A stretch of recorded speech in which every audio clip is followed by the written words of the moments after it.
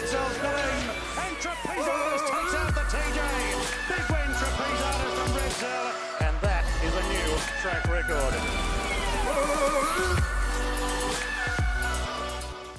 When it comes to the richest turf sprint on the planet, there is one horse who can say, been there, done that. Nothing worries him, nothing phases him, and the team around him are quietly confident he can get the business done once again. Let's check in with reigning Tab Everest champ, Redzel.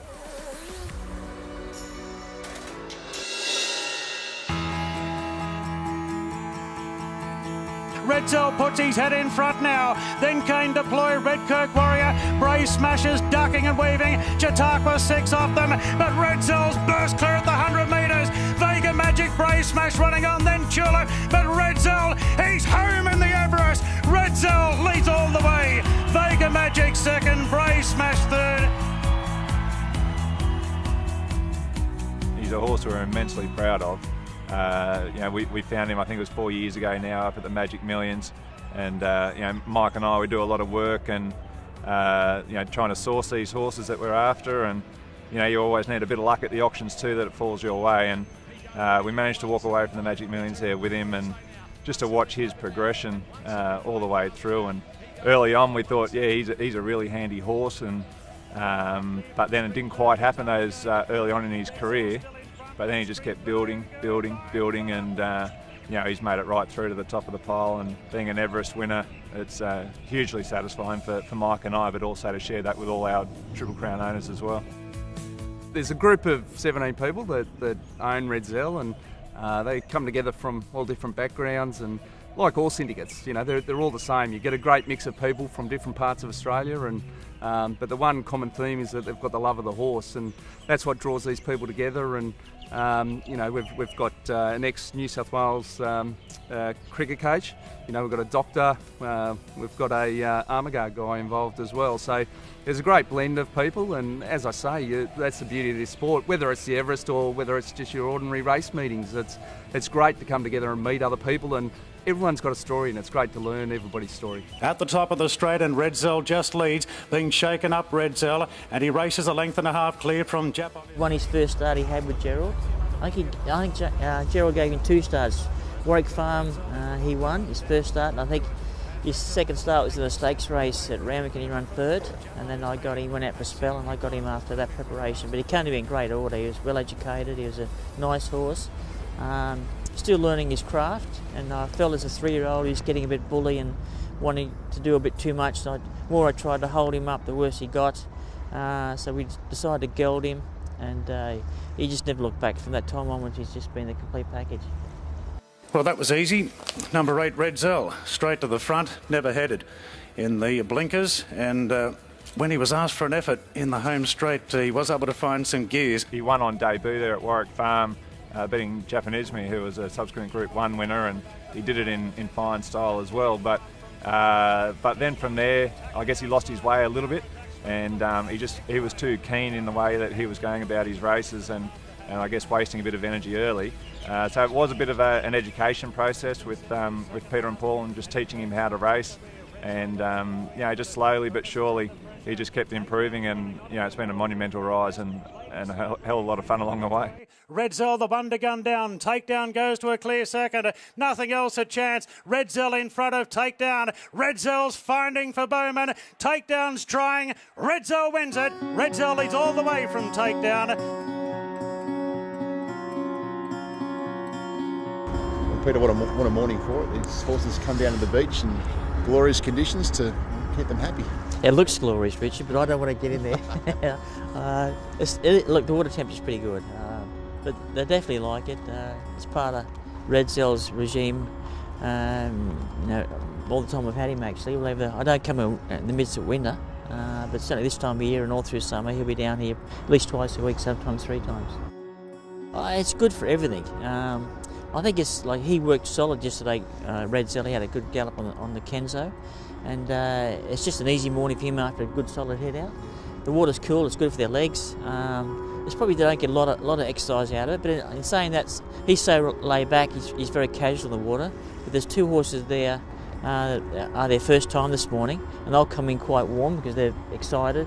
they're pushing through the water, working hard through it. But he walks so casual, it just doesn't faze him. It's an easy morning for him. But for me, that's he doesn't need to do anything. As I said, he galloped hard yesterday, and it's just a fun thing for him this morning.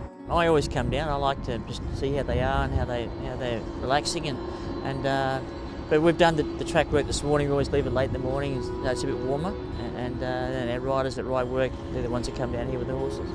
I'm blessed to have the riders I have.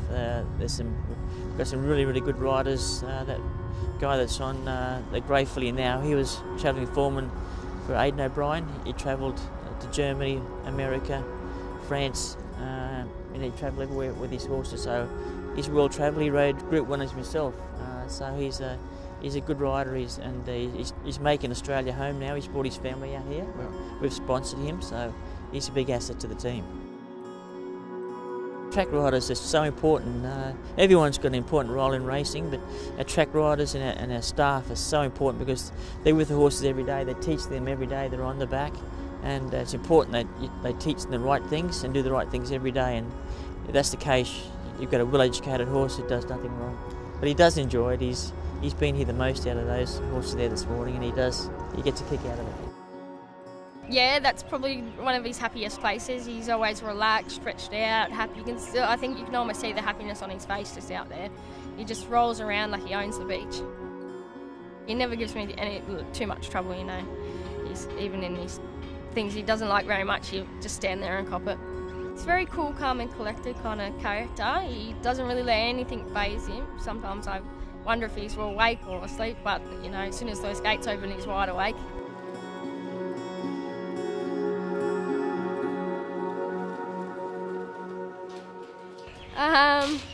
Probably the thing he least likes, having a bath. It's probably his least favourite moment. He sees me walk in the barn and he will have his head straight over the door, or sometimes I come in and he'll still be asleep in the corner. And generally if I wake him up, he'll come over and have a little snuggle and just say hello. Sometimes he just looks at me and goes, ah. Good for Michael and Chris. No, they're the leading syndicators in the business, and they're there for a reason. And I was surprised last night. It was the first time they've won. They've been close a few times. Well, thank you very much. I've got to say it's been an almighty ride these last couple of years with Redzel, and winning this award tonight really is the cherry on top. But it's certainly not possible without a big team around us. First of all, I'd like to just quickly thank Mike, my brother. Filly that beat her was the filly of ours that won the Tats Tiara. She pipped on her last win that she had, pipped him for the sprint of the year last year. So no, they were chuffed to get it this year. It was a big thrill for them. The highest peak in Australian horse racing used to be the Melbourne Cup, but now the Cup has been overshadowed by a new race called the Everest, a $10 million sprint to be held at Sydney's Royal Randwick in October.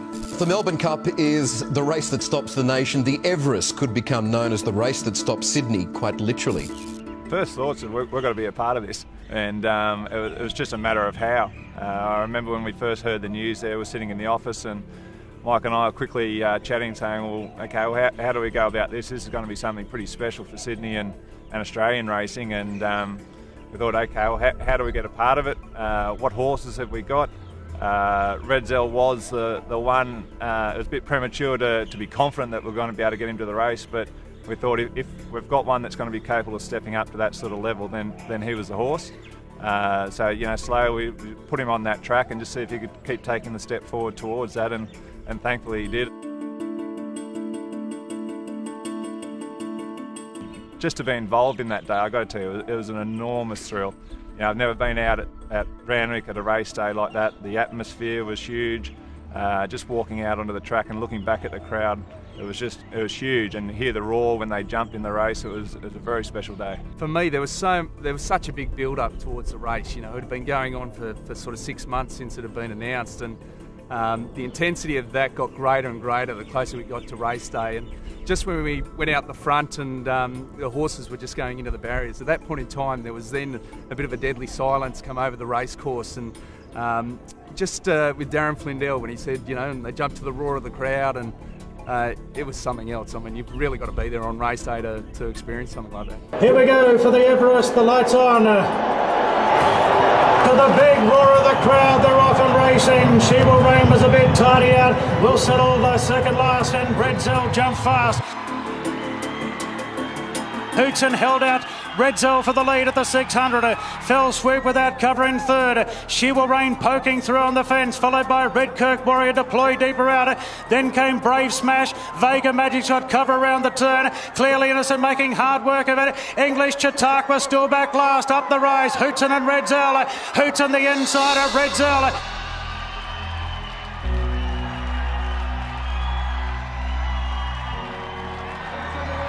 Redzel puts his head in front now. Then came deploy Redkirk Warrior. Brave Smashes ducking and weaving. Chautauqua 6 off them, but Redzel's burst clear at the 100 metres. Vega Magic, Brave Smash running on, then Chula, but Redzel, he's home in the Everest. Redzel leads all the way. Vega Magic second, Brave Smash third. Yeah, we're in a really fortunate position this year, being a defending champ, and last year was a little bit different. I guess we were making more approaches to the slot holders and talking to them, whereas this year they were more chasing us, which is a very fortunate position to be in. And look, to go into this sort of a race with the defending champ, and what a dream it would be if he can knock it over again. I still watch the replay back and forth every now and again, but it's still an amazing feeling. Yeah, it still gives me jitters. I always say that his favourite part of the day after the race day is coming back into his owners, and they cheer him, and you can just see he's just really pleased to come back to him. Oh, look, I guess it's the reward you get just internally, just the satisfaction the whole way through, as Chris said. And like everybody in this industry, we work really hard doing what we do, trying to get the best results we can for our owners.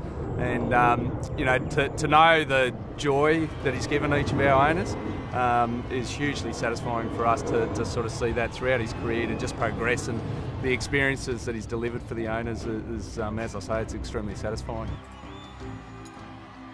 Like Mike said, the build-up was enormous, and it didn't take long, but once he scooted clear in the straight there, and the realisation that and it felt like a lifelong dream coming through, even though this race didn't exist all that long ago, and it was only a matter of months building into it, but it really was like a lifelong dream, and I guess just achieving something at the pinnacle of this sport, and that's what the Everest has become. And I'm sure over the years to come it's just going to grow and get bigger and bigger.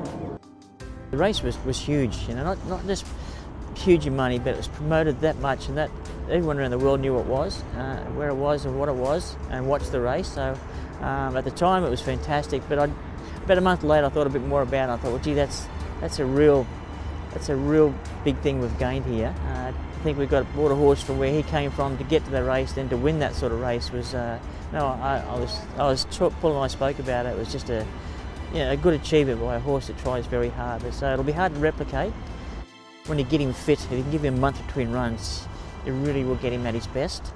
So with that in mind, he runs on the first, and then again on the 15th in the shorts, and then it's a month there from then to the Everest. So with one trial in between, should have him exactly, hopefully, where we had him last year.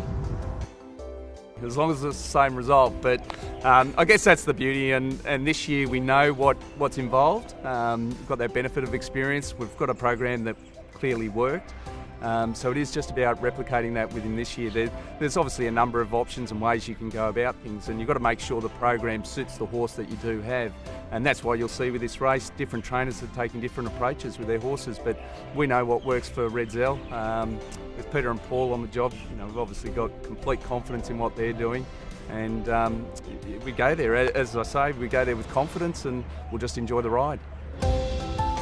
It's a great story for racing, and it's a good story for syndication, not only for ours but for all the other syndicators who are out there. They, as we've seen with the Slipper winner, she had multiple owners, and it's just great for racing. It's just for 5 or 10% share, or even 2% shares in horses. It's not a lot of money to have a lot of fun. I think he's fighting fit and ready to go.